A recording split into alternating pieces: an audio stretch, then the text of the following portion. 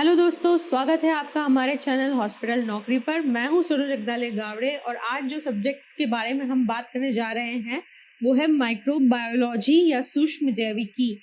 और microbiology portion से MSc nursing entrance exam के लिए जो भी महत्वपूर्ण पार्ट से क्वेश्चंस आ सकते हैं उसके बारे में आज हम बात करने जा रहे हैं। सो ब्रीफली मैं आपको बता दूं कि माइक्रोबायोलॉजी क्या है और माइक्रोबायोलॉजी में आपको कौन सा पोर्शन है जिसके बेसिस पे आपको सबसे ज़्यादा क्वेश्चन आपके एंट्रेंस एग्जाम में देखने को मिल सकते हैं।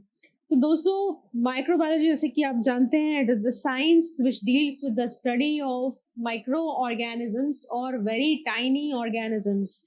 यह वह विज्ञान की शाखा है जिसमें हम सूक्ष्म जीवों का अध्ययन करते हैं। तो जैसे आपको पता लग रहा है, सूक्ष्म जीव जिन्हें हम नग्न नेत्रों से, नेकेड आईज से नहीं देख सकते हैं, उनका साइज बहुत ही छोटा होता है।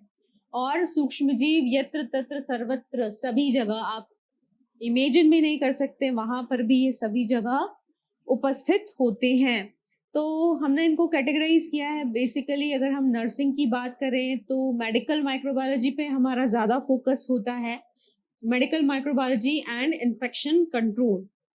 तो माइक्रोबायोलॉजी के बारे में हम ज़्यादा डीपली जाने इससे पहले हमें ये जानना ज़रूरी है कि why to study microbiology, nurses को क्यों माइक्रोबायोलॉजी पढ़ना ज़रूरी है। तो knowledge of microbiology to a nurse, it helps in every field of health care. Health care की हर फील्ड में माइक्रोबायोलॉजी का नॉलेज नर्सेस को बहुत हेल्प करता है।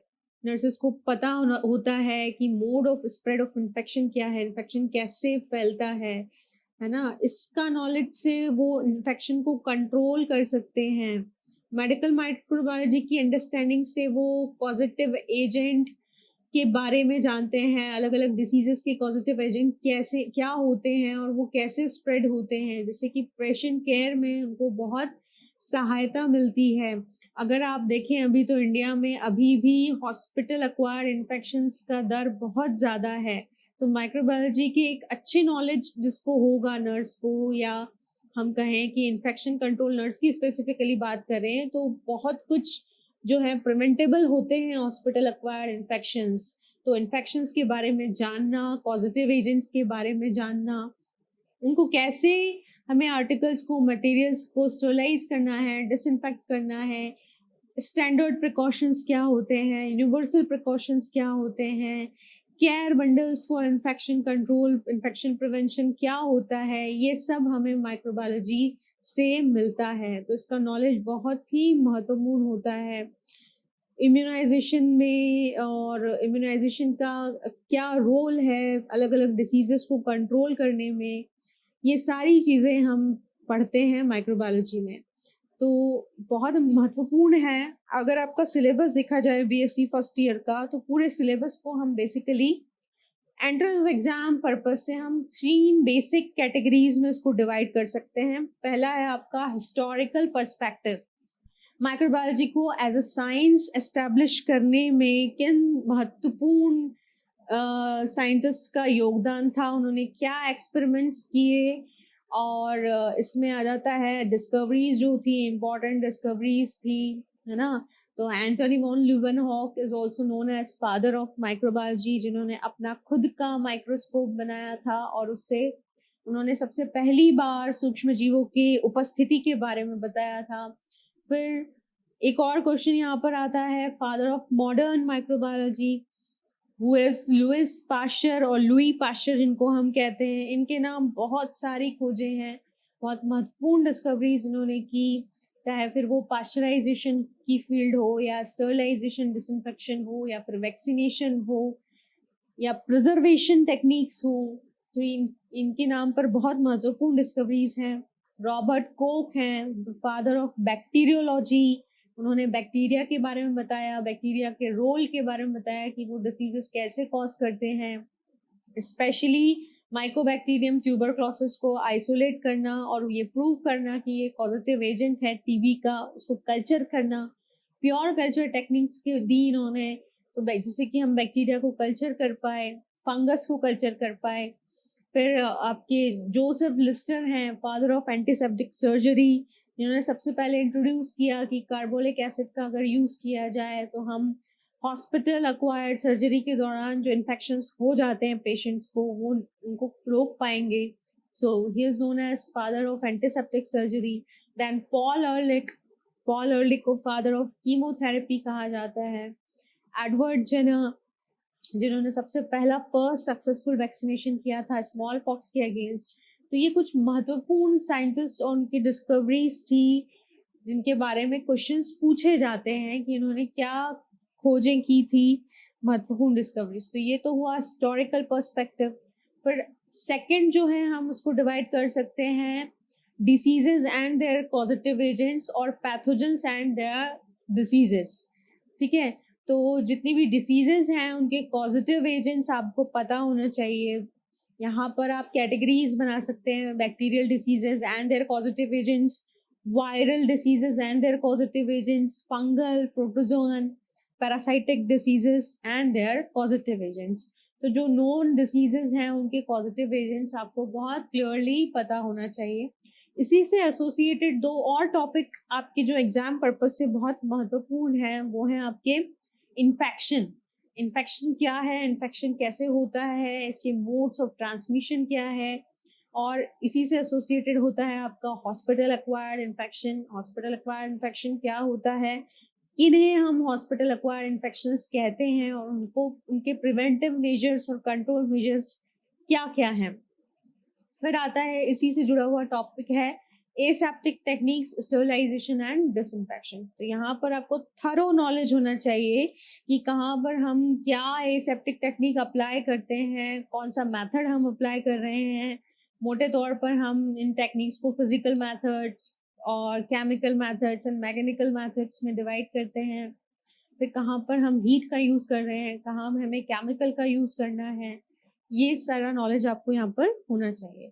फिर थर्ड जो पार्ट आता है आपका वो है आपका इम्यूनोलॉजी.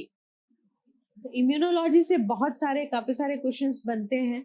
इम्यूनिटी क्या है, कितने प्रकार की होती है, इम्यूनिटी का क्लासिफिकेशन आपको पता होना चाहिए. उसके बाद आपका आता है इम्यूनाइजेशन शेड्यूल है. इम्यूनाइजेशन शेड्यूल में वैक्सीन्स के टाइप्स हैं, वैक्सीन्स के टाइप्स कितने प्रकार के होते हैं, और वैक्सीनेशन का शेड्यूल जो इंडिया में फॉलो किया जाता है उसका थोड़ा नॉलेज आपको यहाँ पर होना चाहिए. तो बेसिकली इन्हीं 3 बेसिस पे जो है आपके काफ़ी सारे क्वेश्चंस माइक्रोबायोलॉजी में से बनते हैं. तो इन 3 पार्ट पे आपको ज़्यादा ध्यान देना है और इन्हीं 3 के बेसिस पर आपको अपनी तैयारी माइक्रोबायोलॉजी पर्पज से करनी है. तो दोस्तों नेक्स्ट में हम देखेंगे इम्पॉर्टेंट क्वेश्चंस माइक्रोबायोलॉजी पार्ट से कौन से पूछे जाते हैं जो आपकी बहुत ज़्यादा संभावना है एंट्रेंस एग्जाम में पूछने जाने की. इतने क्वेश्चंस भी आप अच्छे से तैयार कर लेते हैं तो आपका माइक्रोबायोलॉजी पोर्शन पूरा हो जाएगा. चलिए दोस्तों शुरुआत करते हैं. फर्स्ट क्वेश्चन है हमारा, आधुनिक माइक्रोबायोलॉजी का जनक किसे कहा जाता है? Who is the father of modern microbiology? A Robert Koch, B Edward Jenner, C Louis Pasteur, और डी लिस्टर और जोसेफ लिस्टर. तो करेक्ट ऑप्शन है सी लुई पास्टर. इंट्रोडक्शन में मैंने आपको बताया भी था कि बहुत महत्वपूर्ण डिस्कवरीज लुई पास्टर के नाम है माइक्रो ऑर्गेनिजम्स और माइक्रोबायोलॉजी को लेकर के, तो इन्हें फादर ऑफ मॉडर्न माइक्रोबायोलॉजी कहा जाता है. नेक्स्ट क्वेश्चन है हमारा, बैक्टीरियोलॉजी के जनक यानी फादर ऑफ बैक्टीरियोलॉजी कौन है? Louis Pasteur, Robert Coke, Antony von Leeuwenhoek और रोनाल्ड रॉस. तो करेक्ट ऑप्शन है Robert Coke. Bacteriology specifically Robert Coke ने बैक्टीरियोलॉजी यानी बैक्टीरिया की स्टडी की थी और बैक्टीरिया को ही लेकर उन्होंने उनका मेन रिसर्च था वो बैक्टीरियोलॉजी में ही था. Next question is antiseptic surgery के फादर ऑफ एंटीसेप्टिक सर्जरी. इससे पहले भी हमने डिस्कस किया था, लुई पास्टर, फ्रैंकेल, रॉक्स तथा यर्सिन और जोसेफ लिस्टर. तो correct option is Joseph Lister. पहली बार उन्होंने रेकमेंड किया था कार्बोलिक एसिड का use in the operation room. Next question, बीमारी के जर्म सिद्धांत that is the germ theory of disease को किसने सिद्ध किया? जर्म थ्योरी ऑफ डिसीज का मतलब है the establishment of relationship between the germ and the disease. बीमारी और उसका जो जीवाणु, कीटाणु या विषाणु है, दोनों का रिलेशन स्थापित करना, ये किसने प्रतिपादित किया था या किसने दिया था? The correct option is D, Louis pasture. Fifth question, बीमारी के रोगाणु सिद्धांत का प्रतिपादन किसने किया था? ए लुई पास्चर, बी फ्रैंकिल, सी लिस्टर, डी रॉबर्ट कोख। The correct option is Louis Pasteur. Same he question है ये। नेक्स्ट क्वेश्चन, अम्ल तीव्र जीवाणु या acid fast bacilli. Acid fast bacilli दोस्तों कौन सा होता है, कौन सा कहलाता है? माइकोबैक्टीरियम स्पीशीज, माइकोबैक्टीरियम जीनस के मेंबर्स, है ना। माइकोबैक्टीरियम ट्यूबरक्लोसिस, माइकोबैक्टीरियम लेप्री, ये सब एसिड फास्ट बेसिलाई कहलाते हैं क्योंकि इनको एसिड फास्ट स्टेनिंग करके देखा जाता है। तो ये स्टेनिंग किसने दिया था? ए लिशमैन, बी जील निल्सन, सी जिम्सा और डी राइट्स। तो एसिड फास्ट स्टेनिंग दिया था जील निल्सन, जिनके नाम पर इसको जील निल्सन स्टेनिंग भी कहा जाता है। नेक्स्ट क्वेश्चन, मूत्र के नमूने से बेनेडिक्ट टेस्ट निम्न में से किसका पता लगाने के लिए किया जाता है? यूरिन सैंपल आप ले रहे हैं और उसमें बेनेडिक्ट टेस्ट लगा रहे हैं, तो आप क्या पता कर रहे हैं? एसीटोन, ग्लूकोज, बाइल सॉल्ट और bile pigment. Correct option is glucose. Glucose एक रिड्यूसिंग शुगर है जिसका उपयोग किया जाता है आपके ग्लूकोज का पता लगाने के। नेक्स्ट क्वेश्चन है हमारा, मानव में बीमारी उत्पन्न करने वाले रोगाणु के रूप में पहचाना गया पहला बैक्टीरिया कौन सा था? मतलब डिसीज और जर्म का जब रिलेशन स्टैब्लिश हुआ तो पहला हमने जो डिसीज के लिए बैक्टीरिया आइडेंटिफाई किया था ये कौन सा था? A Mycobacterium tuberculosis, B Mycobacterium leprae, C Bacillus anthracis, D Vibrio cholerae. तो करेक्ट ऑप्शन है दोस्तों यहाँ पे माइकोबैक्टीरियम लेप्रे, जो कि एक एसिड फास्ट बेसिलाई है। नेक्स्ट क्वेश्चन है हमारा, मानव में वायरस जनित बीमारी के रूप में सत्यापित हुई प्रथम बीमारी कौन सी थी? यानी कि वायरस कॉजिंग डिसीज, है ना। तो ऑप्शन है आपके ए रेबीज, बी हेपेटाइटिस, सी येलो फीवर और डी स्मॉल पॉक्स। यहाँ पे करेक्ट ऑप्शन है आपका सी येलो फीवर। येलो फीवर को सबसे पहले रिकॉग्नाइज किया था कि ये वायरसेस के कारण होती है। एक महत्वपूर्ण क्वेश्चन, प्रभावी निष्क्रमण हेतु वाष्पीय ऑटोक्लेव किस तापक्रम पर होना चाहिए? यानी प्रॉपर एग्जैक्ट स्टरलाइजेशन के लिए आपका जो ऑटोक्लेव है उसका टेम्परेचर कितना होना चाहिए? तो द करेक्ट ऑप्शन क्या होना चाहिए यहाँ पर? ऑप्शंस देख लें पहले। A 100 degree centigrade, B 110 degree centigrade, C 121 degree centigrade, D 131 degree centigrade. The correct option is C 121 degree centigrade, जिस पर प्रेशर अपने आप आपके यहाँ क्या कितना होता है? 15 LBS। तो प्रेशर भी याद रखेंगे और टेम्परेचर भी।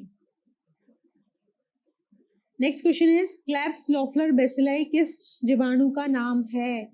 लॉफलर्स बेसिलाई हम किसे कहते हैं? A Clostridium tetani, B Haemophilus influenzae, C Corynebacterium diphtheriae, D lactobacillus.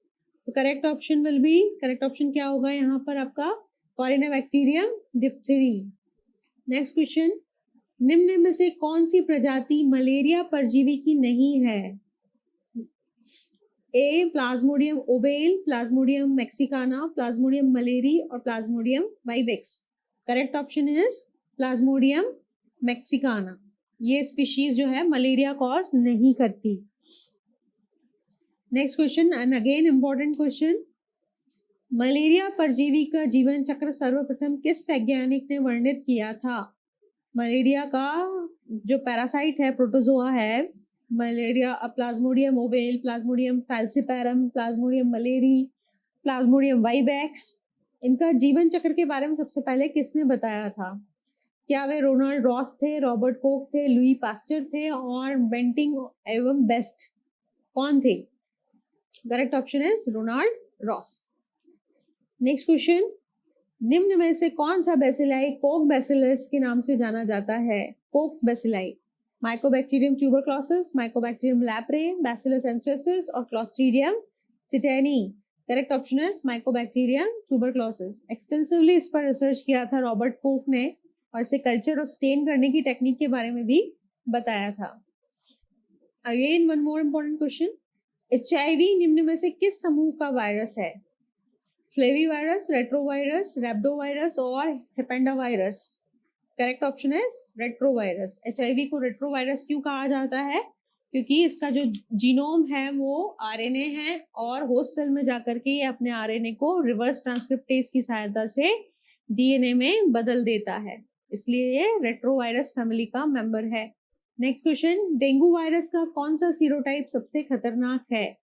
Type 1, type 2, type 3 और टाइप 4। डेंगू वायरस अभी बहुत प्रचलन में है, बहुत ज्यादा बीमारियां हो रही है। करेक्ट ऑप्शन इज टाइप 2 सबसे खतरनाक सीरोटाइप है। सीरोटाइप जो होता है वो एंटीजन के बेसिस पे हम ऑर्गेनिज्म जो होते हैं, माइक्रो ऑर्गेनिज्म, उनका क्लासिफिकेशन करते हैं, उसे सीरोटाइप कहा जाता है। वैक्सीन शब्द सबसे पहले किसने दिया था और who coined the term vaccine? Louis Pasteur, Voxman और लिस्टर और अलेक्जेंडर फ्लेमिंग। करेक्ट ऑप्शन है लुई पास्चर। वैक्का का मतलब होता है काऊ, और काउपॉक्स से सबसे पहले एडवर्ड जेनर ने जो है सफल इम्यूनाइजेशन किया था स्मॉल पॉक्स के, तो उन्हीं के सम्मान में लुई पास्चर ने इस प्रक्रिया को क्या कहा था? वैक्सीन कहा था, या वैक्सीनेशन जो होती है प्रोसेस, उसे वैक्सीनेशन कहा गया। निम्न में से किस वैक्सीन की खोज लुई पास्चर ने नहीं की? Rabies vaccine, cholera vaccine, tetanus vaccine और एंथ्रेक्स वैक्सीन। करेक्ट ऑप्शन क्या होना चाहिए आपका? Tetanus vaccine.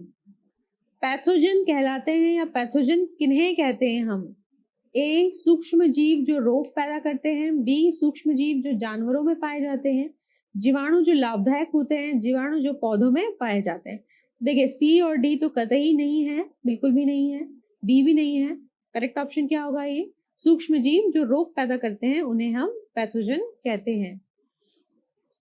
Next question, again one more important question, Widal test किया जाता है टाइफॉइड का पता लगाने के लिए, एड्स का पता लगाने के लिए, डायरिया के कारणों का पता लगाने के लिए, डिसेंट्री के कारणों का पता लगाने के लिए। तो विडाल टेस्ट स्पेसिफिकली किया जाता है टाइफॉइड के लिए। टाइफॉइड प्रेजेंट है या नहीं है, इसके लिए विडाल टेस्ट किया जाता है, जो कि विडाल ने दिया था, इसलिए उनके नाम पर इसका नाम विडाल टेस्ट रखा गया।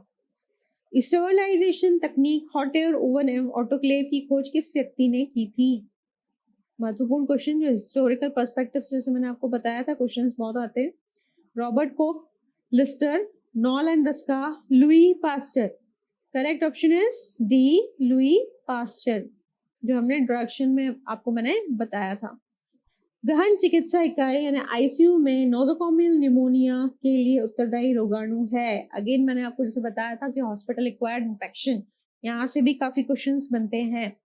तो क्या ग्राम पॉजिटिव ऑर्गेनिज्म है, ग्राम नेगेटिव ऑर्गेनिज्म है, वायरस इन्फेक्शन है और माइकोप्लाज्मा है? क्या है इसका उत्तर? इसका सही जवाब है ग्राम नेगेटिव ऑर्गेनिज्म सबसे ज्यादा ICU में नोजोकोमियल निमोनिया के लिए या हॉस्पिटल एक्वायर्ड निमोनिया के लिए रिस्पॉन्सिबल होते हैं।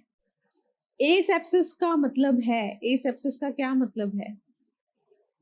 एसेप्सिस का मतलब है इन्फेक्शन रहित, चिंता रहित, शोरगुल रहित, दर्द रहित। तो आप यहाँ पर समझ ही गए हैं, इन्फेक्शन रहित। थर्मोफिलिक बैक्टीरिया की वृद्धि के लिए कितना तापमान आवश्यक है? तो देखिए यहाँ पर थर्मोफिलिक जो है वो हमारा कीवर्ड है। थर्मो मीन्स टेम्परेचर और फिलिक मतलब होता है लविंग। तो जो टेम्परेचर लविंग यानी अधिक तापमान पर ग्रो करते हैं वो थर्मोफिलिक बैक्टीरिया कहलाते हैं।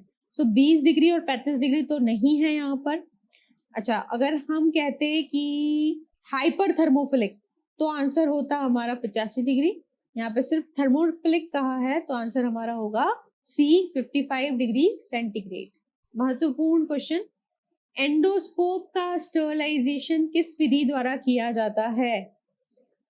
ए, ऑटोक्लेव द्वारा, पराबैंगनी किरणों द्वारा, 2% फिनॉल द्वारा, 2% ग्लूटाराल्डिहाइड द्वारा।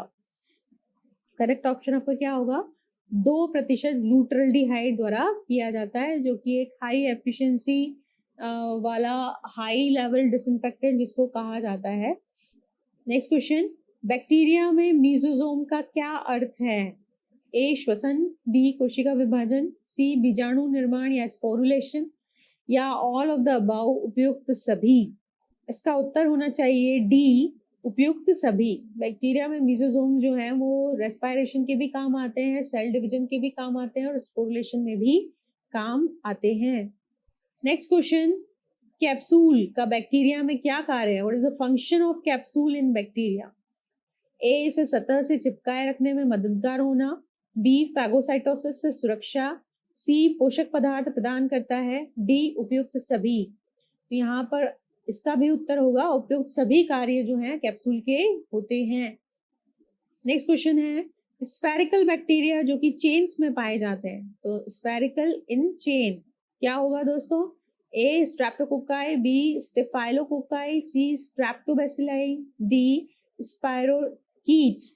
तो बच्चों यहाँ पर ऑप्शन आपका करेक्ट होगा ए, स्ट्रेप्टोकोकाई, क्योंकि कोकाई का मतलब होता है स्फीयर और स्ट्रैप का मतलब होता है चेन। तो यहाँ से आप याद रखेंगे इसको, स्ट्रेप्टोकोकाई। स्टेफाइलोकोकाई जो होते हैं ये भी स्फेरिकल होते हैं, लेकिन ये बंच में अंगूर के समान गुच्छों में पाए जाते हैं। और बेसिलाई का अर्थ होता है रॉड शेप्ड। और स्पाइरोकीट्स जो होते हैं वो स्पाइरल शेप्ड बैक्टीरिया है। नेक्स्ट क्वेश्चन, ऐसे जीवाणु जो कि 10 डिग्री से 50 डिग्री तापमान पर सबसे अच्छी वृद्धि करते हैं उन्हें हम क्या कहते हैं? थर्मोफिलिक, हाइपरथर्मोफिलिक, साइक्रोफिलिक, मीजोफिलिक। थर्मोफिलिक टेम्परेचर लिविंग, हाइपरथर्मोफिलिक अत्यधिक तापमान पर जीने वाले, साइक्रोफिलिक कोल्ड लिविंग, और मीजोफिलिक की जो रेंज है वो 10 डिग्री से 50 डिग्री के बीच है। तो यहाँ पे आपका करेक्ट ऑप्शन होगा डी। नेक्स्ट क्वेश्चन, निम्न में से कौन सा वेक्टर जनित बीमारी है? वेक्टर मतलब वाहक, डिप्थीरिया, डेंगू, टिटनस, खसरा। तो आपको पता ही है डेंगू का वाहक क्या है? मच्छर है ना? तो यहाँ पर करेक्ट ऑप्शन आपका क्या होगा? B, dengue. Easy question. Next question, staining तकनीक जो कि अलग अलग जीवाणुओं को अलग अलग रंग देती है क्या कहलाती है? नाम से ही आपको यहाँ पता चल जाना चाहिए। Differential staining, simple staining, special staining, उपयुक्त सभी। Correct option is differential staining. Differential staining जैसे नाम से पता चल रहा है कि अलग अलग जो जीवाणु हैं वो अलग अलग कलर को रिटेन करते हैं। फॉर एग्जांपल जैसे ग्राम स्टेनिंग एक डिफरेंशियल स्टेनिंग का प्रकार है, जिसमें ग्राम पॉजिटिव बैक्टीरिया आपको वॉयलेट दिखाई देते हैं और ग्राम नेगेटिव बैक्टीरिया आपको पिंक दिखाई देते हैं। ऐसे ही आपका एसिड फास्ट स्टेनिंग भी आपका एक डिफरेंशियल स्टेनिंग का प्रकार है। नेक्स्ट क्वेश्चन, इम्यूनिटी का मतलब क्या होता है? एंटीजन एवं एंटीबॉडी अभिक्रिया, माता से एंटीबॉडीज का प्लेसेंटा से होकर स्थानांतरण, किसी विशेष बीमारी के लिए मानव में पाए जाने वाली प्रतिरोधक क्षमता का स्तर, टीकाकरण द्वारा रोग प्रतिरोधक क्षमता प्राप्त करना। करेक्ट ऑप्शन यहाँ पर होगा, इम्यूनिटी का मतलब है सी, किसी विशेष बीमारी के लिए मानव में पाए जाने वाली प्रतिरोधक क्षमता का स्तर। नेक्स्ट क्वेश्चन, निम्न में से कौन सा सैंपल प्रोसेसिंग से पहले स्टोरेज के दौरान 37 डिग्री तापमान पर इंक्यूबेट किया जा सकता है? ये बहुत महत्वपूर्ण है कि आपने सैंपल लिया, कुछ सैंपल को आपको डायरेक्टली टेस्टिंग के लिए भेजना है, कुछ को आपको ट्रांसपोर्ट मीडिया पर ट्रांसफर करना पड़ता है। तो 37 डिग्री पे आप कौन से सैंपल को रख सकते हैं? मूत्र का सैंपल, मल का सैंपल, रक्त एवं अस्थि मज्जा का सैंपल, स्पूटम सैंपल। तो रक्त एवं जो बोन मैरो का सैंपल है उसको आप 37 डिग्री सेंटीग्रेड पर इंक्यूबेट कर सकते हैं या करना चाहिए। नेक्स्ट क्वेश्चन, ऐसे जीवाणु जिनकी आकृति बदलती रहती है उन्हें हम क्या कहते हैं? बहुत ही बेसिक क्वेश्चन है जो हमेशा आपने पढ़ा होगा। ए, मोनोट्राइकस, एम्फीट्राइकस, लोफोट्राइकस और प्लियोमॉर्फिक। करेक्ट ऑप्शन है प्लियोमॉर्फिक, नाम से ही पता चल रहा है प्लियोमॉर्फिक, जिनका आकार बदलता रहता है। ऐसे बैक्टीरिया जिनके प्रत्येक सिरे पर एक एक फ्लैजुलम पाया जाता है वो कहलाते हैं, दोनों सिरों पर एक एक फ्लैजुलम पाया जाएगा। फ्लैजुला जो होता है वो प्लूरल है, फ्लैजुलम सिंगुलर है। उन्हें हम क्या कहेंगे? मोनोट्राइकस, एम्फीट्राइकस, लोफोट्राइकस और प्लियोमॉर्फिक। तो देखिए ये जो ट्राइकस वर्ड जो आ रहा है, प्लियोमॉर्फिक तो आप जानते हैं आकृति बदलने वाला, ट्राइकस वर्ड यूज किया जा रहा है फ्लैजुला की उपस्थिति को दिखाने के लिए। तो यहाँ पर आपका करेक्ट ऑप्शन क्या होगा? एम्फी। एम्फी मतलब दोनों तरफ, trichous, flagellum, amphi trichous. Next question, spherical bacteria जो क्लस्टर में पाए जाते हैं वो क्या कहलाते हैं? मैं आपको पहले भी बता चुकी हूँ, स्टेफाइलोकोकाई, स्ट्रेप्टोकोकाई, न्यूमोकोकाई और कोकोबैसिलाई। करेक्ट ऑप्शन इज क्लस्टर में पाए जाने वाले हमेशा स्टेफ। स्टेफ का मतलब होता है क्लस्टर, तो ये होंगे आपके स्टेफाइलोकोकाई। नेक्स्ट क्वेश्चन इज ऐसे बैक्टीरिया जो कि उच्च तापक्रम यानी 40 डिग्री से 70 डिग्री सेंटीग्रेड पर अच्छी वृद्धि करते हैं वो कहलाते हैं मीजोफिलिक, थर्मोफिलिक, हाइपरथर्मोफिलिक और साइक्रोफिलिक। दोस्तों मीजोफिलिक की रेंज हमने बता दी ऑलरेडी आपको, तो ये होंगे आपके thermophilic, temperature loving bacteria. Next question is एक मरीज के अस्पताल में रुकने के दौरान प्राप्त होने वाला संक्रमण कहलाता है द्वितीयक संक्रमण, पुनः संक्रमण, स्थानीय संक्रमण, नोजोकोमियल संक्रमण। करेक्ट ऑप्शन क्या होगा? हॉस्पिटल स्टे के दौरान होने वाला संक्रमण हमेशा कहलाएगा हॉस्पिटल एक्वायर्ड इन्फेक्शन या नोजोकोमियल इन्फेक्शन या नोजोकोमियल संक्रमण। नेक्स्ट क्वेश्चन है हमारा, शरीर में रोगाणु के प्रवेश करने से लेकर प्रथम बार बीमारी के लक्षण उत्पन्न होने तक की अवधि क्या कहलाती है? शरीर में जब एंटर हुआ है पैथोजन और उसकी जो फर्स्ट सिम्टम्स जो आए हैं उसके बीच का जो समय है वो क्या कहलाता है? Incubation period, latent phase, log phase और उपयुक्त सभी। तो यहाँ पर क्या होना चाहिए? थोड़ा कंफ्यूजिंग है ऑप्शंस, आपको थोड़ा ध्यान रखना पड़ेगा। इट इज इंक्यूबेशन पीरियड, ये हमारा इंक्यूबेशन पीरियड कहलाता है। नेक्स्ट क्वेश्चन है हमारा, जब एक मरीज जो कि पहले से ही किसी संक्रमण से पीड़ित है किसी दूसरे मरीज या साधन से दूसरा संक्रमण प्राप्त कर लेता है, तो इस तरह के संक्रमण को या इन्फेक्शन को हम क्या कहते हैं? बहुत महत्वपूर्ण और समझने वाला क्वेश्चन है। जो पहले से ही किसी बीमारी को या इन्फेक्शन को लेके आया है और किसी दूसरे मरीज से या किसी साधन से, मटेरियल से उसे कोई इन्फेक्शन हो जाए तो उसे क्या कहा जाएगा?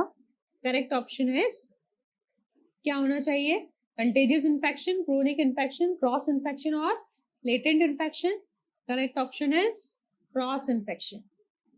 नेक्स्ट क्वेश्चन, रक्त के अंदर रोग उत्पन्न करने वाले जीवाणुओं की उपस्थिति कहलाती है ब्लड बॉर्न पैथोजेंस जो डिसीज कॉज करते हैं, क्या कहते हैं उन्हें? टॉक्सीमिया, सेप्टिसीमिया, बैक्टीरियमिया और उपयुक्त सभी। क्या होना चाहिए करेक्ट ऑप्शन? इट इज जीवाणु कह रहे हैं यानी कि बैक्टीरिया की बात कर रहा है, तो करेक्ट ऑप्शन इज बैक्टीरियमिया। जहां भी सफिक्स इमिया आ जाएगा मतलब ब्लड की बात कर रहे हैं, है ना।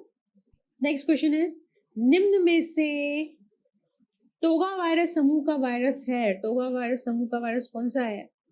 Polio virus, dengue virus, measles virus और एचआईवी। एचआईवी तो नहीं है, ये तो रेट्रोवायरस फैमिली का है। फिर कौन सा वायरस होगा यहाँ पर? It is dengue virus. Dengue virus एक टोगा वायरस। नेक्स्ट क्वेश्चन, ऐसी बीमारी जो कि सीधे संपर्क यानी डायरेक्ट कांटेक्ट से फैलती है, ट्रांसमिशन जो है वो डायरेक्ट कांटेक्ट की वजह से है, उसे क्या कहते हैं? Chronic infection, cross infection, contagious infection और एक्यूट इन्फेक्शन। करेक्ट ऑप्शन होगा कंटेजियस इन्फेक्शन, जो डायरेक्ट कांटेक्ट से बहुत तेजी से फैलते हैं। नेक्स्ट क्वेश्चन, सिफिलिस का ट्रांसमिशन कैसे होता है? सिफिलिस के ट्रांसमिशन का मेथड क्या है? Direct contact, direct inoculation, congenital या डी ऑप्शन आपका ए व सी दोनों। क्या होगा इसका आंसर? सोचिए। करेक्ट ऑप्शन इज डी, ए व सी दोनों, यानी कि डायरेक्ट कांटेक्ट से भी फैलता है और मदर से चाइल्ड को कंजेनाइटल भी हो सकता है। नेक्स्ट क्वेश्चन इज एक समूह जीव की रोग उत्पन्न करने की क्षमता कहलाती है। रोग उत्पन्न करने की क्षमता क्या? एक सूक्ष्म जीव की रोग उत्पन्न करने की क्षमता क्या कहलाती है? पैथोजेनिसिटी, इन्वेजिवनेस, इन्फेक्टिविटी और कंटेजियस एबिलिटी। क्या होना चाहिए करेक्ट ऑप्शन? इजी क्वेश्चन है। इट इज पैथोजेनिसिटी, रोग उत्पन्न करने की क्षमता, capacity to produce disease. Next question, physician द्वारा उत्पन्न होने वाले संक्रमण को किसी थेरेपी या अन्य किसी प्रोसीजर के परिणाम स्वरूप उत्पन्न जो हो जाते हैं वो कहलाते हैं generalised infection, acute infection, atypical infection, heterogenic infection. क्या होगा इसका आंसर? आप बताइए क्या होना चाहिए, सोचिए। It is heterogenic infections. Next question is एक रासायनिक एजेंट जो कि जीवाणुओं की वृद्धि को रोकता है क्या कहलाता है? डिसइंफेक्टेंट, बैक्टीरियोस्टेट, बैक्टीरियोसाइड और स्टेरिलेंट। इन्फेक्शन की वृद्धि को रोकना, देखिए यहाँ पे दो चीजें हैं, है ना। एजेंट की बात कर रहे हैं हम, जो वृद्धि को रोक रहा है, ऑर्गेनिज्म को किल नहीं कर रहा है। समझने वाली बात है। बाद में हम कहते हैं कि हमने सही किया था लेकिन हमें मार्क्स नहीं मिले। क्या होना चाहिए correct answer? Correct answer is B, bacteriostat या बैक्टीरियोस्टेटिक एजेंट, है ना। जीवाणु यानी कि बैक्टीरिया, वृद्धि को रोकना, है ना। स्टेट, बैक्टीरियासाइड क्यों नहीं होगा? साइड का मतलब होता है किलिंग, ठीक है। और स्टेरिलेंट और डिसइंफेक्टेंट कॉमन वर्ड्स हैं जो ऑर्गेनिज्म को किल करते हैं, केमिकल्स, उनके लिए हम यूज करते हैं। नेक्स्ट क्वेश्चन, एक केमिकल एजेंट जो कि जीवाणुओं को मारने की क्षमता रखता है क्या कहलाता है? फिर से वही बात आ गई। यहाँ पे करेक्ट ऑप्शन क्या होगा बताइए? बैक्टीरिसाइड या बैक्टीरियोसाइड, साइड मतलब किलिंग। नेक्स्ट क्वेश्चन इज, वह प्रक्रिया जिसके द्वारा सभी रोगाणु नष्ट हो जाते हैं परंतु बीजाणु यानी कि स्पोर नष्ट नहीं होते क्या कहलाता है? स्टरलाइजेशन, डिसइंफेक्शन, एंटीसेप्सिस और डीकंटामिनेशन। क्या होना चाहिए इसका answer? It is disinfection. Disinfection की प्रक्रिया में जरूरी नहीं है कि स्पोर्स भी किल हो जाए। स्टरलाइजेशन में हम श्योरिटी देते हैं कि यहाँ पर हम वो प्रोसीजर यूज कर रहे हैं जहां पर स्पोर्स भी किल हो जाएंगे। नेक्स्ट क्वेश्चन इज, एक प्रक्रिया जिसके द्वारा सभी जीवित सूक्ष्म जीवों को उनके बीजाणुओं सहित यानी स्पोर सहित नष्ट किया जाता है क्या कहलाती है? स्टरलाइजेशन, डिसइंफेक्शन, एंटीसेप्सिस और डीकंटामिनेशन। यहाँ पर उत्तर मैंने आपको पहले ही दे दिया है, करेक्ट ऑप्शन है स्टरलाइजेशन। निम्न में से स्टरलाइजेशन की सबसे अधिक विश्वसनीय मेथड कौन सा है? ऑटोक्लेविंग, सनलाइट, सूर्य का प्रकाश, फिल्ट्रेशन या ड्राइंग। सबसे विश्वसनीय है ऑटोक्लेविंग। बीसीजी है, बीसीजी क्या है, किस प्रकार का वैक्सीन है? Live attenuated vaccine, killed vaccine, toxoid या इम्यूनोग्लोबुलिन। ये एक लाइव एटेन्यूएटेड वैक्सीन है। कुल बायोमेडिकल वेस्ट का कितना प्रतिशत हजार्डस होता है, हानिकारक, खतरनाक, जानलेवा? 20%, 25%, 15% और 37%। क्या होना चाहिए इसका उत्तर? करेक्ट ऑप्शन है 15%। निम्नलिखित में से कौन सा ऑर्गेनिज्म या माइक्रो ऑर्गेनिज्म फैकल्टेटिव एनारोब है? फैकल्टेटिव एनारोब का क्या मतलब है? फैकल्टेटिव एनारोब, फैकल्टेटिव मतलब वैकल्पिक रूप से, इसके पास विकल्प है, यानी बिना ऑक्सीजन की सहायता से भी रह सकता है, बिना ऑक्सीजन के और ऑक्सीजन की उपस्थिति में भी रह सकता है। क्या ये विब्रियो कॉलेरी है, इकोलाई है, साल्मोनेला है या सभी उपयुक्त सभी जो है फैकल्टेटिव एनारोब्स हैं? उपयुक्त सभी फैकल्टेटिव एनारोब्स हैं। नेक्स्ट क्वेश्चन इज, निम्न में से कौन सा प्रोसीजर हाथ धोने के लिए आवश्यक नहीं होता? किसी इन्वेजिव प्रक्रिया से पहले, घाव को स्पर्श करने से पहले एवं बाद में, रक्तचाप लेते समय, किसी दूषित वस्तु को स्पर्श करने के बाद। करेक्ट ऑप्शन आप जान ही गए होंगे, रक्तचाप लेते समय। Next question is, biomedical waste किस प्रकार का होता है? नुकसान रहित, संक्रमित, असंक्रमित, उपयुक्त सभी। तो यहाँ आपका करेक्ट ऑप्शन होगा उपयुक्त सभी। नॉन हजार्डस भी हैं, इन्फेक्शियस भी हैं, नॉन इन्फेक्शियस भी हैं, सभी तरह का होता है बायोमेडिकल वेस्ट। नेक्स्ट क्वेश्चन, निम्न में से किस मेथड द्वारा कल्चर मीडिया का स्टेरिलाइजेशन किया जाता है? बहुत इजी है, ऑटोक्लेविंग, हॉट एयर ओवन, उबालना, आयोनाइजिंग रेडिएशन। करेक्ट ऑप्शन है autoclaving. Next question, vibrio cholerae किस प्रकार का बैक्टीरिया है? बहुत आसान है, आपको पता ही है इसकी स्पेसिफिसिटी। कॉमा के आकार का, ईंट के आकार का, कोकाई या प्लियोमॉर्फिक। तो आपको पता ही है विब्रियो कॉलेरी की खास पहचान कॉमा शेप्ड, कॉमा के आकार का। निम्न से कौन सा ग्राम नेगेटिव बैक्टीरिया नहीं है पूछ रहे हैं?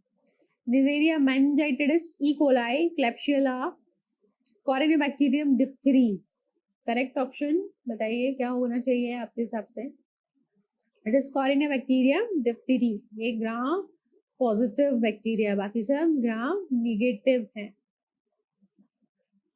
नेक्स्ट क्वेश्चन, निम्न में से कौन सा बैक्टीरिया चाइनीज लेटर या क्लब शेप्ड का होता है? निजेरिया मेनिंजाइटिस, ई कोलाई, क्लैप्शियला और कॉरिनेबैक्टीरियम डिप्थीरी। करेक्ट ऑप्शन है कॉरिनेबैक्टीरियम डिप्थीरी, जो कि डिप्थीरिया कॉज करता है और डीपीटी का वैक्सीनेशन बच्चों को किया जाता है इससे बचाने के लिए कि एक ही क्वेश्चन में कितने क्वेश्चंस बन जाते हैं। Again one more important question, निम्न में से कौन सा bacteria sore throat, rheumatic fever, acute glomerulonephritis एवं इम्पैटिगो के लिए रिस्पॉन्सिबल है? Streptococcus group A pyogenes, Neisseria gonorrhoeae, Corynebacterium diphtheriae या क्लॉस्ट्रीडियम चिटिनाई? क्या होगा? Streptococcus group A pyogenes, rheumatic fever, acute glomerulonephritis, impetigo, सबके लिए। राइस वाटर स्टूल्स यानी चावल के पानी जैसा मल किस संक्रमण का सिम्टम है? कैरेक्टरिस्टिक सिम्टम है? Vibrio cholerae, Salmonella typhi, Clostridium perfringens, Corynebacterium diphtheriae. Correct option है विब्रियो कॉलरी। कॉलरा यानी हैजा का जो सबसे पहला सिम्टम है वो है राइस वाटर स्टूल्स। निम्न में से गैस गैंग्रीन का कारण है Vibrio cholerae, Salmonella typhi, Clostridium perfringens, Corynebacterium diphtheriae. Correct option है क्या होगा? गैस गैंग्रीन किसके कारण होता है? क्लॉस्ट्रीडियम परफिंजेंस, एक एनारोबिक बैक्टीरिया है ना। जहां भी वुंड होता है, चोट लगती है, वहां पर ये गैंग्रीन कॉज कर देता है, गैस गैंग्रीन कॉज कर देता है ना। सही आंसर क्या है? क्लॉस्ट्रीडियम परफिंजेंस। तो दोस्तों ये कुछ महत्वपूर्ण क्वेश्चंस थे। आगे आप इस सब्जेक्ट से रिलेटेड कुछ और जानकारी प्राप्त करना अगर चाहते हैं, आपकी कुछ क्वेरी है, कुछ क्यूरियोसिटी है, तो ज़रूर इसे कमेंट बॉक्स में लिखिए। नेक्स्ट सेशन में फिर से मिलते हैं एक नया सब्जेक्ट लेके। तब तक के लिए धन्यवाद।